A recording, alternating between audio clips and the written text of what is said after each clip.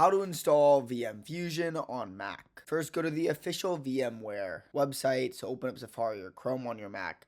Then go to this right here. Then click Download Now under the VM Fusion section. Then choose the correct version. So for Mac with Intel chip, choose the standard VMware Fusion.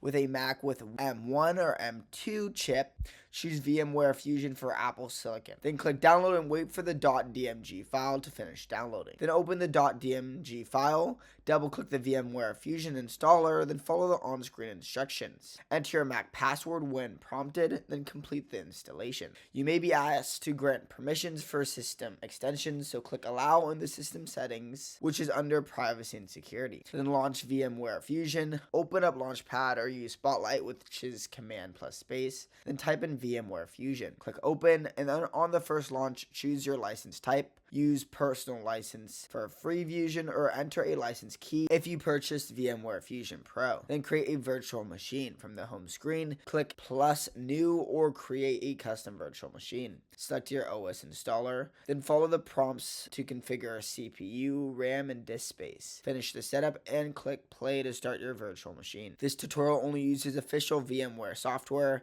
and Apple supported features. Subscribe,